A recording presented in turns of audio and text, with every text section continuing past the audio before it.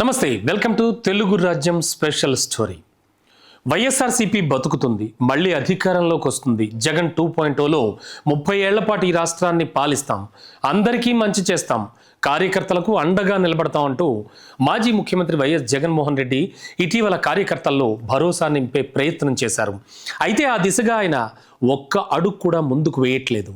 అధికారం కోల్పోయిన ఈ 8 నెలల కాలంలో ఓ 2-3 ప్రెస్ మీట్లు పెట్టి కూటమి ప్రభుత్వంపై విమర్శలు చేయడం తప్ప ఒక ప్రతిపక్ష నేతగా ప్రజల తరపున సరైన పోరాటం ఒక్కటి చేయలేదు.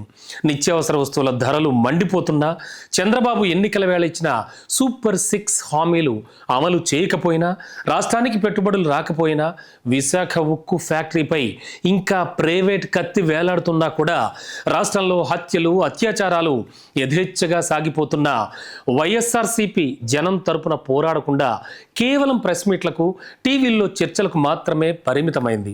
ప్రభుత్వ ప్రజా వ్యతిరేక విధానాలకు నిరసనగా ఆందోళనలు, ర్యాలీలు, ధర్నాలు వంటి కార్యక్రమాలు చేపట్టకుండా 2.0 కలలు కనడం సరైనవేనా అన్న విమర్శలు రాజకీయ విశ్లేషకుల నుంచి వినిపిస్తున్నాయి.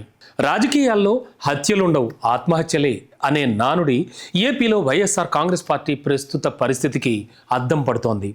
ఢిల్లీ పీఠాన్ని ధిక్కరించి సొంతంగా పార్టీని స్థాపించి రికార్డు స్థాయిలో 151 స్థానాల్లో అధికారాన్ని చేపట్టిన వైఎస్ జగన్మోహన్ రెడ్డి దాన్ని కాపాడుకోవడంలో ఘోరంగా విఫలమయ్యారు.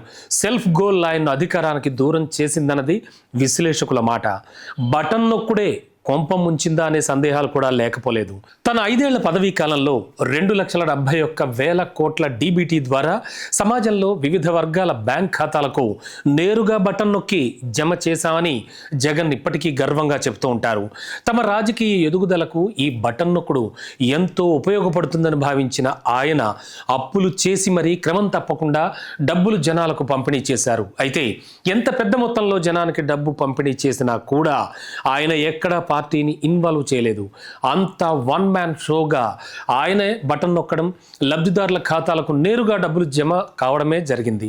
పార్టీలో మంత్రులకు, ఎమ్మెల్యేలకు, సీనియర్లు, కింది స్థాయి నాయకులకు, కార్యకర్తలకు ఈ డబ్బు పంపిణీతో ఏమాత్రం సంబంధం లేకుండా పోయింది. కేవలం జగన్ లబ్ధిదారు, మధ్యలోనే వాలంటీర్ ఉండేవాడంతే. జగన్ అనుమతిచ్చిన ఈ ఫార్ములా వల్ల వ్యక్తిగతంగా ఆయనకు జనంలో ఇమేజ్ అయితే పెరిగింది, కానీ పార్టీకి వీసమెత్తు కూడా ఉపయోగం కలగలేదు. జనానికి ఏ అవసరం వచ్చినా కూడా డైరెక్ట్గా వాలంటీర్లతో మాట్లాడుకోవడమే తప్ప పార్టీ నాయకుల్ని ఎవరూ కూడా ఆశ్రయించేవారు కాదు. వాలంటీర్లు తమ పని చేస్తున్నారు, జగన్ డబ్బులు వేస్తున్నాడు, ఇంకా మాకు నాయకులతో పనే ఉంటుంది అని జనం వైఎస్ఆర్సీపీని, నాయకుల్ని లైట్ తీసుకున్నారు. దీనివల్ల జరిగిందేంటి? వైఎస్ఆర్సీపీ ప్రభుత్వం లక్షల కోట్లు వెచ్చించి పెద్ద ఎత్తున సంక్షేమ కార్యక్రమాలు నిర్వహించినా కూడా జనంలో పార్టీకి గుర్తింపు రాలేదు. మంత్రులు, ఎమ్మెల్యేలు సైతం ప్రభుత్వంలో ఉత్సవ విగ్రహాలుగా మారిపోయారు. పార్టీ కేడర్ పరిస్థితి అయితే మరీ ఘోరం.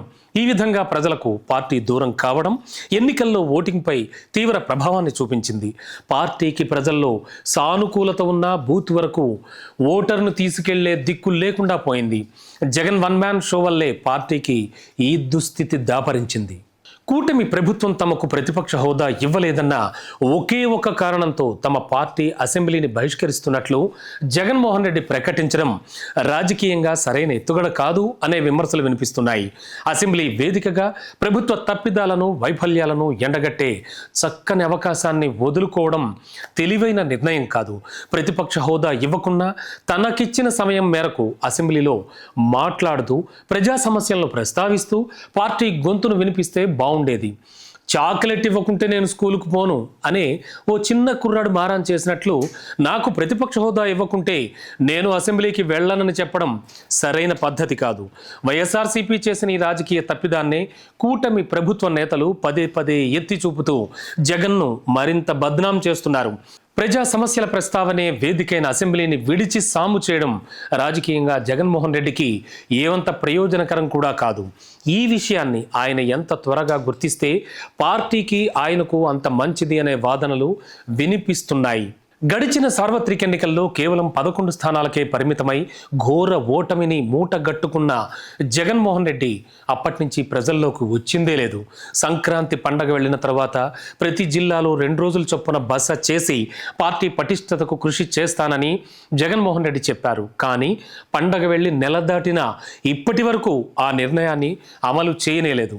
నియోజకవర్గాల వారీగా పార్టీ నాయకుల్ని తన వద్దకే పిలిపించుకొని సమీక్షలు నిర్వహిస్తున్నారు తప్ప తన 5 ఏళ్ల పదవీ కాలంలో మంత్రులు ఎమ్మెల్యేలకే అపాయింట్మెంట్ ఇవ్వలేదన్న అపకీర్తిని మూటగట్టుకున్న జగన్ ఆ ఇమేజ్ నుంచి తక్షణం బయటపడాల్సిన అవసరం ఎంతైనా ఉంది.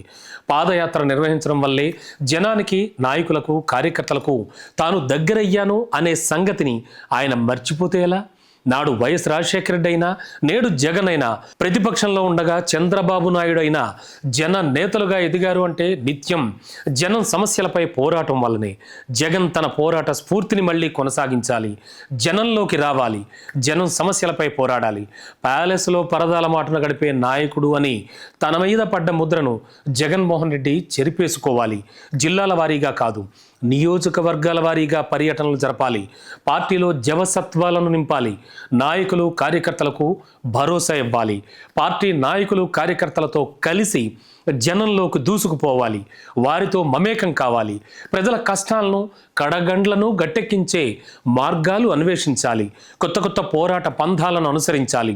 ప్రజల కోసం ఎందాకైనా నిలబడతాడు అని అంత భావించేలా చేయాలి. అప్పుడే జగన్ 2.0 కల సాకారం అయ్యే అవకాశం ఉంటుందని రాజకీయ పండితులు తేల్చి చెబుతున్నారు. Please do subscribe to Telugu Rajyam channel. Please do subscribe to Telugu Rajyam channel. Please do subscribe to Telugu Rajyam channel. Hi అండి, నేను మీ ఆర్పీని, నెల్లూరు పెద్దారెడ్డి చేపల పులుసు ఓనర్ని. మీరు తెలుగు రాజ్యం అనే ఈ యూట్యూబ్ ఛానల్ సబ్స్క్రైబ్ చేసుకుని మంచి మంచి వీడియోలతో వస్తారు.